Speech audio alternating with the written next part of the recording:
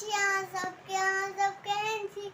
देखियो हमर पूरा घाव ठीक भ गेल। देखियो हमर मुंह कते सुंदर लागैया।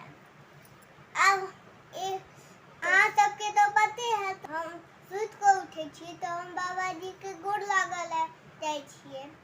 एक दिन की भेलै पता है, बाबाजी पास एक दिन गेलिए ना तो कहलखिन बाबाजी, पोता तू सुत के उठे छ तो की करे छ?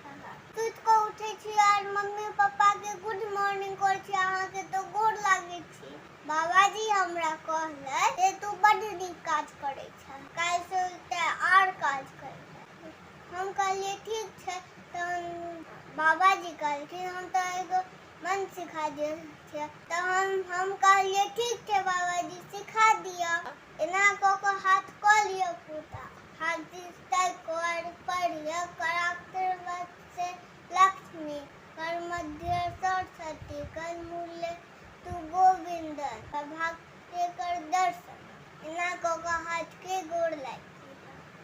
हाँ से बुझलिए अहाँ सब, हम तो ई मंत्र सीख गेल। अहाँ सब सुत को उठब न तो यह मंत्र पढ़ब। किछ गलती पढ़ गेल हुआ मंत्र तो सॉरी, हमरा संस्कृत तो टेक्निक तो नहीं आबैया। Okay bye, love you.